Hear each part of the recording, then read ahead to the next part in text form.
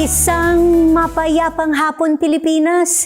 Ito po ang inyong balerina ng bayan, si Lisa Macuja Elizalde, na bumabati sa lahat ng nakikinig sa DZRH Radio at sa mga nanonood sa DZRH TV, lalo na sa ating mga kasamahang alagad ng sining at kultura sa buong bansa. Ngayong May 26, ipinagdiriwang ng lungsod ng Baliwag ang 293rd anniversary ng pagkakatatag nito. Isang mahalagang sandali sa pagbabalik-tanaw sa kasaysayan ng bayan at sa pagkilala sa mga tradisyong patuloy na bumubuhay sa diwa ng komunidad. Sa pamamagitan ng mga makukulay na parada, programa at iba't ibang gawaing pangkultura, muling pinagtitibay ng selebrasyong ito ang ugnayan ng nakaraan at kasalukuyan, hindi lamang para sa lokal na pamayanan, kundi bilang mahalagang bahagi ng mas malawak na kwento ng ating pagiging Pilipino. Kaya't huwag kayong aalis. Sa hapong ito, samahan ninyo kaming ipagdiwang ang Araw ng Baliwag kasama ang ilan sa mga tagapagtaguyod ng mga usaping sining, kultura at turismo sa Baliwag City. Dito lamang sa Art to Art. Magbabalik po kami pagkatapos ng ilang paalala. Programang hatid ay sining at kulturang para sa lahat. Magbabalik ang Art to Art. Tinesting, sinuri, siniyasan. Ang resulta? Super effective ang Shield sa pagpatay ng bakterya at virus. Shield Antibacterial Soap. Believe ang mga eksperto sa Philippine Nurses Association. At si Mami. Tiwala ako sa Shield. Shield Antibacterial Soap. Napatunayang mabisa. Ang mga nurse, tiwala. Hello, Washi! Laundry day na naman! Yay! Anong meron? Mancha ng chocolate, putik, may libag pa. Kaya natin yan! With Pride Washing Machine Detergent, may triple stain-away formula. Tanggal ang makapit, madikit, at malupit na dumit mancha. Kaya easy-easy ang labada. Mula noon hanggang ngayon. All you need is pride. All you need is pride. ACS. Usapang sining at kultura para sa lahat. Art to Art.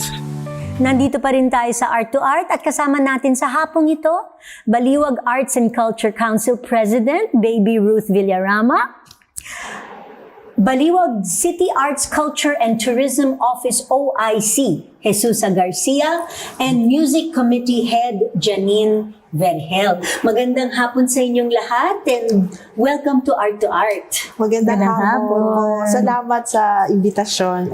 Baby Ruth, welcome back to Art to Art. Oo, nako, isang malaking karangalan. It's always a privilege na nandito ako bumibisita. Dati as a filmmaker, Yes. salamat. Actually, that was 10 years ago. Oh my God. Exactly 10 years ago.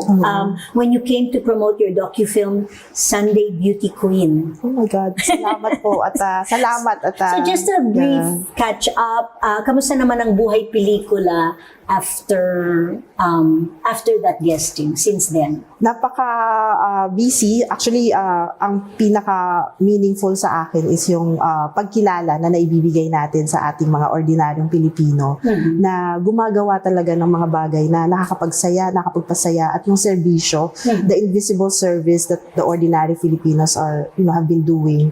Nabibigyan natin ng spotlight through itong mga pelikulang ginagawa natin. So from Sunday Beauty Queen, nagkaroon na ng official OWA Center at shelter ang ating mga kababayan sa Hong Kong after 10 years. So nagpapasalamat ako na kumbaga nagkakaroon tayo ng pagkakataong ma-meet ang mga impact partners like you sa tulong ng mga tao na naniniwala sa kapangyarihan ng art, pelikula at soft power na pagbuklo rin ang mga sektor. Okay, tama naman. And so kailan at bakit mo naisipang maging bahagi ng Baliwag Arts and Culture Council? Ano ba ito? No choice. Ganun ba yun? No. Sino nag-recruit sa inyo? Well, pinanganak po ako sa Baliwag. I was born and raised there. Hanggang high school, talaga doon ako nag-aral, St. Mary's Academy. Ngayon, St. Mary's, college na. So, batang Baliwag tayo.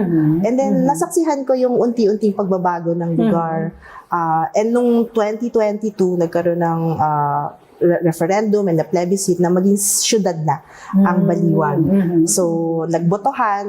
Tinanong naman yung publiko, ready na ba kayong maging syudad? So, nagbotohan, ayun na nga, naging city na. And when a municipality becomes a city, kailangan taasan na yung mga requirements. Kailangan na maglagay ng Arts and Culture Council, yung mga GDP quota, kumbaga yung mga economic activities, kailangan madagdagan. I see. So, naghanap sila ngayon ng mare-recruit kung sino ba yung pwedeng tumulong o kumatawan sa Arts and Culture Council. But these amazing women, they've been there sa local government natin na kumbaga nandun na sila. And si Miss Susie, ano ba, inimbitahan mo ba ako? Yes, actually, si Miss Baby Ruth po kasi was awarded as Dangal ng Baliwag. So, yun na po namin in-invite yung mga people po na awardees from that sa arts and culture. So, alam naman po natin na si Miss Baby Ruth ay isang magaling na filmmaker.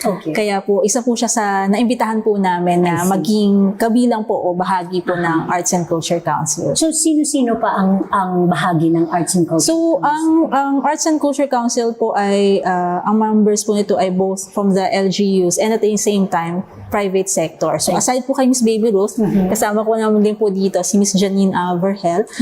Siya naman po ay from the music sector. So, lahat po ng mga iba't ibang sector, meron po kaming representation, visual arts, music, theater, dance, even cultural heritage, sa mga historical organization. So, lahat po yun ay tinipon namin para mabuo yung Arts and Culture Council. Nakikita ko nga na nakapaligid sa studio namin ngayon ang mga obra ng Baliwag artists. Yes, no? these If are I'm not artists. mistaken, lahat ng paintings na ito ay dala Most of ninyo them mula po sa ay from, Baliwag. Baliwag artists. Meron ding handicrafts, may libro, may sombrero. Yes, for export po ang ating I see. buntal hats. Okay. So, if you see yung mga buntal hats in European shops, gawang Baliwag po ang karamihan po doon. So, pinapalitan lang ng etiquette, but it's Philippine made. Okay. Yeah. Alright. So, let's talk about the Baliwag Arts and Culture Council at ang Culture and Tourism Office. Ano ang mga mandato ng mga opisina ninyo at paano kayo nagtutulungan? So, ang Arts, Culture, and Tourism Office po, ito po yung bawat po LGU ay sila po yung tumutulong para po ma-ensure na preservation po ng ating cultural heritage and at the same time po ay ma-promote yung tourism. So, kami po sa Baliwag bilang ang talagang pinapractice namin ay more on cultural and creative tourism. So, cultural dahil talagang mayamang-mayaman kami sa kultura, both tangible and intangible. And then creative industries po. So, tulad nga po ng sabi ko kanina sa music. So, lahat po ng art forms ay mayaman po. Marami po sa Baliwag. Film, visual arts, nakita nyo naman po. So, yun po talaga yung pinupush namin po sa Baliwag. Wala naman po kasi kami mga beaches, mga mountains na parang for nature or ecotourism. Ilog ang meron sa Baliwag. Ilog. Yeah. And yun po, so makasaysayang lugar din po ang Baliwag. Kaya yun po talaga yung nurture namin para po magamit namin for tourism din po. Okay, actually that was my next question. Paano nyo inilalarawan ang identity ng Baliwag City bilang isang lungsod in terms of its significance to history, culture, and the arts? I mean, sa akin, napakahalaga ng tangible and intangible assets when it comes to culture, yung values. Kasi yung sinasabi natin purong Tagalog. I guess because, we all were raised as Catholics. Karamihan ng mga taga-Baliwag ay laking simbahan. At malaki ang populasyon din ng schools, the number of schools, Catholic schools surrounding Baliwag. So, yun yung isa sa mga cultural pride na meron tayo. And kumbaga, lumalawak yon in terms of creative craft making. Kumbaga, nag-emanate yun sa behavior. And even most of our cultural diplomats na nagtatrabaho sa DFA, karamihan doon galing Talaga? Baliwag. So, kumbaga yung values na nire-represent Okay. ng pagiging Pilipino, I see. dala-dala yon. And then sa paggawa, paghahabi ng mga pagkain, itong mga products natin, nandyan yan. Parang ano ba yung kulturang Pilipino o kulturang Baliwagenyo na gusto natin ipamana, gusto natin i-share. It is really the value of excellence, the value of beauty and creative. And it's still evolving, kumbaga. And of course, mahalaga rin sa amin yung alignment. That's why when we came on board as president, syempre, we have to also respect, the value of respect na ano ba yung gusto ng mga taga-Baliwag at ano ba yung pwede natin ibigay na wala sa iba. How can we connect our, actually nasanay ako na how can we connect our town, pero city na pala siya. How can we connect our city to the bigger picture and how can we open our city for people to see us. So, nabanggit nga ni Miss Susie yung cultural heritage. So, unang ginawa ng opisina ng ating mga partners sa LGU at yung council is mag-cultural mapping. So, ano ba yung mga heritage? Yung heritage homes, mga markers, historical markers, at sino bang hero ang dumaan dito, bumisita, yung mga albularyo natin, yung mga pagkain, kakanin, para when we open it, pwede natin sabihin na, ay, ito yung meron tayo. Ito ang meron sa Baliwag. Ito yung meron sa Baliwag. At napakalapit niya sa Maynila. 1 hour and 10 minutes away. Oo nga naman. Sumakay ka lang ng Baliwag Transit sa Cubao or sa Grace Park. Diretso na sa Diretso na Baliwag. yun. Okay. Bababa ka na sa palengke. Pwede ka na mag-shopping doon at mamasyal. Okay. And can you name some of the most important sons and daughters of Baliwag?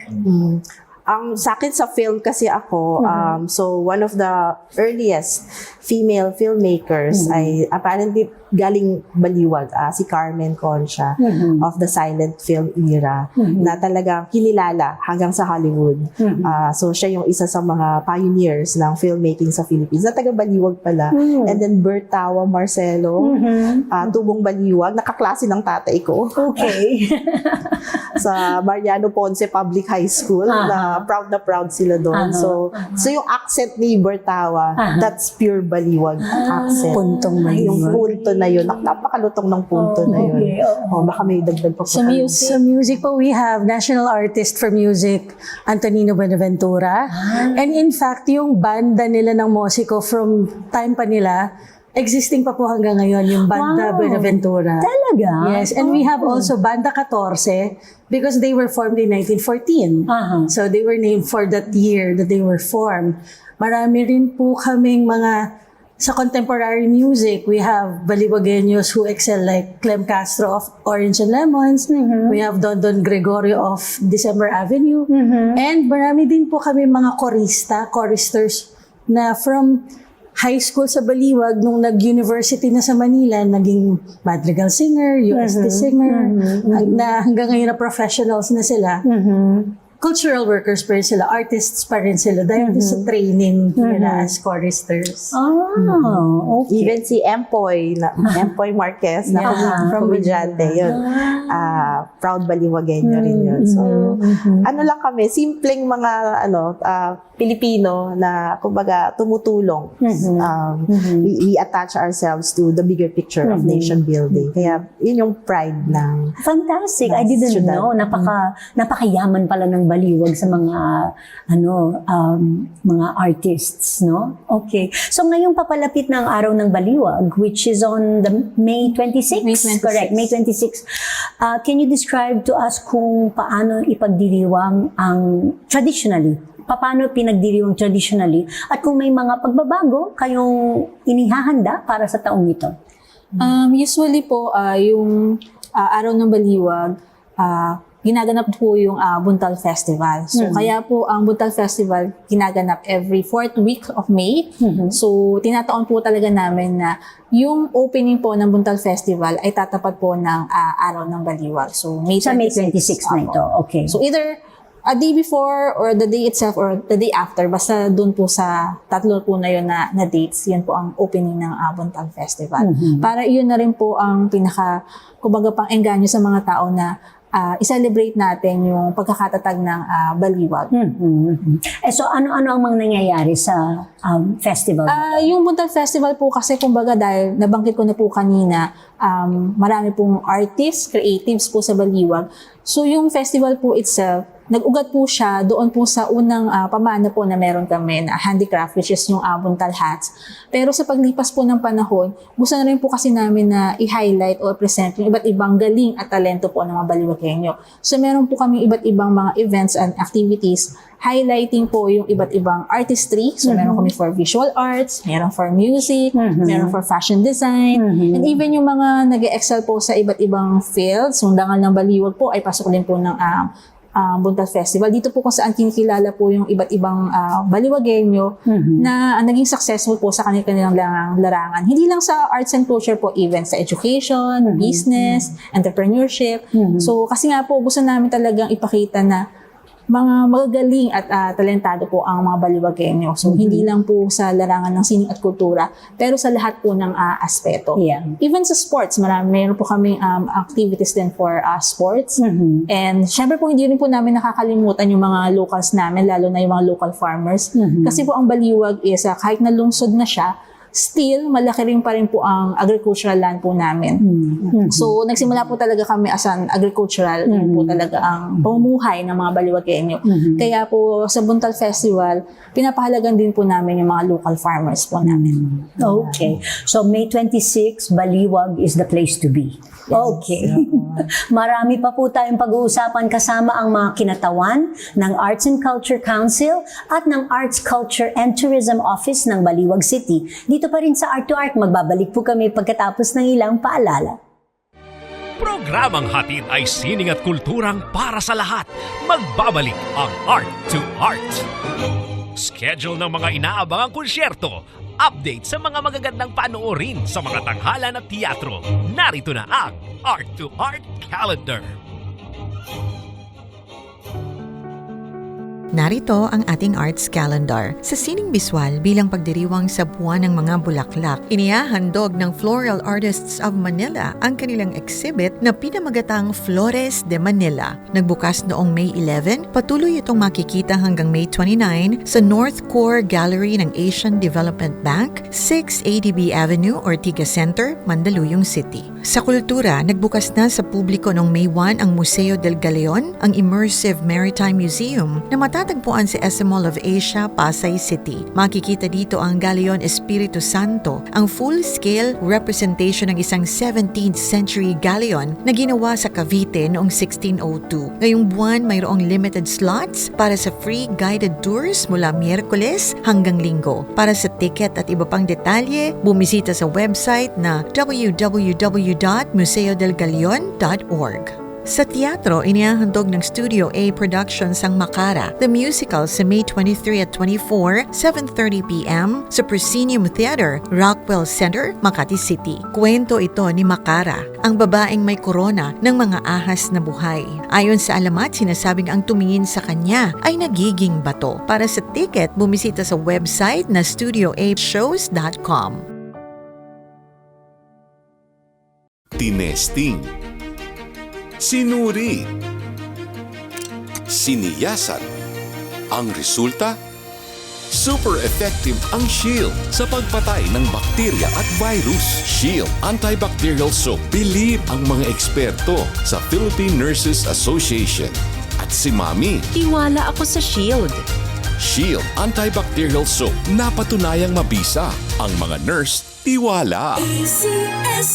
Hello, Washi! Laundry day na naman! Yay! Anong meron? Mancha ng chocolate, putik, may libag pa! Kaya natin yan! With Pride Washing Machine Detergent, may triple stain-away formula. Tanggalang makapit, madikit, at malupit na dumit mancha.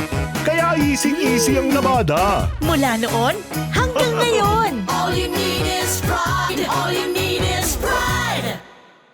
ACS. Usapang sining at kultura para sa lahat. Art to Art. Andito pa rin tayo sa Art to Art at kasama pa rin natin sa pagdiriwang ng darating na araw ng Baliwag Arts and Culture Council President Baby Ruth Villarama, Baliwag City Arts, Culture and Tourism Office OIC Jesusa Garcia, and Music Committee Head Janine Vergel. Okay, so ako ay sombrero ngayon. Sa kanang baliwagenya. Yes. Ito ay buntal hat. At so, ang tanong is, so may mga weavers ng mga hats na to. Paano ninyo patuloy na itinataguyod ang tradisyon ng paggawa ng buntal hats? I mean, siguro to make us all appreciate yung proseso, mahalaga na ma-appreciate natin kung paano ba siya ginagawa kasi nandun nang gagaling yung pagsasaling knowledge, pagsasaling kaalaman ng paggawa niya. So, ang original po, since ang Baliwag po ay wala pang mga buri pumps, although nagsisimula na po tayong magtanim, karamihan po nito ay galing Quezon, yung raw material. So, shout out po sa mga taga Quezon dahil sila po talaga yung mga nagtatanim. And then, ito pong mga hobby, ang tawag ay uway, dinadala po siya sa Baliwag para doon po i-hobby at i-proseso. Doon pinalalambot. So, ito yung uway. Ito yung uway. Kumbaga, inaano yan. Papakita natin sa camera. Oo. Yan. Ito ang uway. So, parang niro-roll yan ng mahabang panahon para hanggang lumambot siya, hanggang maging parang thread-like siya, para magawa. Para magawa ito? Oo. Kumbaga, ihahabi na siya paunti-unti. And it takes time to really make something like that. Yung pagsinsin na paggawa. So, to answer your question, paano ba natin ma-preserve itong industry na ito? Is napaka-importante yung knowledge transfer. So, nagsimula po kami na, kasi ilan na lang po talaga rin ang mga buntal hat weavers natin at matatanda na po sila. So, ang kailangan talaga, ang naging challenge sa amin is paano to ipapasa sa mas susunod na henerasyon. Sa susunod na henerasyon. Kaya po kami sa Baliwag, meron po kaming programa na tinatawag namin na localization ng curriculum. So, ibig sabihin po nito, yung pagtuturo po sa simula grade 1 hanggang college po, kailangan po incorporated yung local history and local culture. So, kasama na po dito yung buntal hat. So, kumbaga, pag grades 1, 2, 3, nagsisimula na na-introduce sa kanila na ano ba meron tayo. So, ito halimbawa, buntal hat. And then, mga grades 4 to 6 po, ito na po yung tinuturo talaga sa kanila kung yung kasaysayan at kahalagahan at kung paano ginagawa yung sumbalilong buntal po. And then po, pagdating po sa high school, ituturo na po sa kanila mismo hands-on kung paano gumawa. So, actually just recently lang po. So, itinuturo ito sa eskwelahan? Ituturo po this sa coming school year. So, actually last month lang po, nagkaroon na po ng training yung mga TLE, Technology and Livelihood Education Teachers po ng mga public schools. Tinuruan na po sila na kung paano maglala ng sumbalilong buntal para iyon na po ang ituturo nila next school year sa mga estudyante. So, salip na yung mga pagbuburda, pananahi, yung mga nakasanayan po natin na tinuturo sa TLE, localize na po. Yung sumbalilong buntal po, ang ituturo na po sa TLE mismo. So, para po sa ganun, kasi sila yung mga kabataan ng talagang pag-asa natin kailangan po talaga sila mismo ay yakapin din po yung pamana na ito, yung sumbalilong buntal. Kaya po kailangan simulan namin sa kanila ng mga kabataan na magkaroon sila ng appreciation, ng pagmamahal mismo para sila rin po mismo ay magkaroon ng pagpapahalaga at sila na po ang kusang gumawa para po ipagpatuloy itong intangible cultural heritage namin. Okay. Dapat siguro sundan kayo ng lahat ng mga lugar, ano? Para ma-hand down nga ang to the next generation. Ang mga sining na ito, no? Yeah. We also take inspiration from, people in other places like ang Laguna, di ba? Ang pagbuburda. Napakahalaga rin sa kanila nun. And also, Baliwag is also known as a backyard industry of some of the export na mga t-shirts. Kumbaga, we learn from each other and hopefully through the support of the national agency, mga DTI and kumbaga government offices na iangat pa natin para maging sustainable, magkaroon talaga ng creative industry na tinatawag. Yun naman yung bigger vision na tinatanaw natin. Totoo yun. Okay. At pagdating naman sa mga makasaysayang lugar at cultural properties, alin sa mga ito ang masasabi ninyong talagang sumasalamin sa kwento ng Baliwag at paano ito pinapangalagaan ngayon? Yung mga built heritage po na meron kami, unang-una po yung lumang munisipyo kung saan po nandun yung Museo ng Baliwag. Although ngayon po kasi ay dumadaan siya sa isang komprehensibong restorasyon. So ang lumang munisipyo po ay actually declared po as important cultural property. So doon po mapatagpuan yung museum po namin. And then, isa ba po na mahalaga pong cultural property namin ay yung mismong simbahan po. Actually, makita po natin dyan sa painting. So, ito ba yun yung nasa painting, yung simbahan? Yung simbahan po ng San Agustin. So, kung babalikan po natin yung kasaysayan ng Baliwag, ang Baliwag po kasi ay tinatag ng mga Agustino. So, kaya po yung simbahan po mismo ay Saint Augustine. So, ang Baliwag din po ay, dahil po sa simbahan na po na ito ay nanganak ng iba't iba pang intangible cultural heritage. Isa na nga po doon ay yung kilalang-kilala ang Baliwag nitong nakarang linggo. Holy Week. Holy Week po. May pinakamahabang prosesyon sa buong bansa. Holy Week. Okay. Doon po kilala yung Baliwag and then marami rin po dito ang gumagawa po ng karo, even po ng mga mismong mga santo po at yung mga damit po ng santo at damit po ng pare. So kumbaga po nakaugat din po talaga sa mismong simbahan yung mga iba't iba pa pong pamana na meron po sa Baliwag. Kumbaga yung mga abito ng mga bishops natin, mga kaparian nationwide, minsan nakakarating pa sa ibang simbahan. Baliwag ang gumagawa noon. So nanggagaling din again sa values na kung anong meron tayo. And even madagdag ko lang dahil Baliwag, majority of our land, majority of our heritage is land-based. So mayaman tayo sa agricultural heritage. And isa rin sa mga natutunan namin na national artist Fernando Amorsolo, yung mga masterpieces niya, kinukwento ng kanyang daughter, si Sylvia Amorsolo Lazo, na yung ama niya ay namamasyal sa buong Bulacan at sabi niya sigurado ako na isa ang Baliwag sa kanyang mga kumbaga lokasyon para ipinta yung mga masterpieces niya. Kaya naman itong recently sa tulong rin ng mga families from Baliwag, the Ico and Letty Cruz family, meron silang foundation, nakipag-partner ang Baliwag Arts and Culture Council with the Fernando Amorsolo Foundation para magbigay ng workshop sa mga visual artists. Binuksan na natin, no? Not just for Baliwag artists, buong Bulacan. Okay. Para maging masaya, di ba? Para we want to be inclusive. And someday maging national. And someday maging national. So sabi namin, kaya naman natin na ibuksan. So sabi, sige, Bulacan muna. So all Bulacan artists nag-conduct ang Fernando Amorsolo Foundation ng workshop. And then binigyan namin sila ng oras para gumawa ng kanilang mga interpretation ng Baliwag Farm.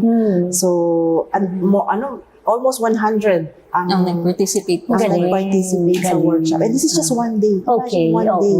And then 3 months lang ata yung naibigay na oras para gawin nila yung mga obra nila. At napakaganda ng mga gawa. So, pag-usapan naman natin ang mga obra na dala ninyo dito. So, can you tell us the story behind all of these paintings here? Ito po mga paintings na po ito ay mga produkto po dun sa sinasabi ni Miss Baby Ruth na Ico and Letty Cruz art program. Yung art program po na yun nagsimula as an art competition. So, it started in 2022. So, yung mga nakita niyo pong paintings dito, ito po ay iba't ibang taon na. So, bawat taon po ay nagkakaroon ng tema.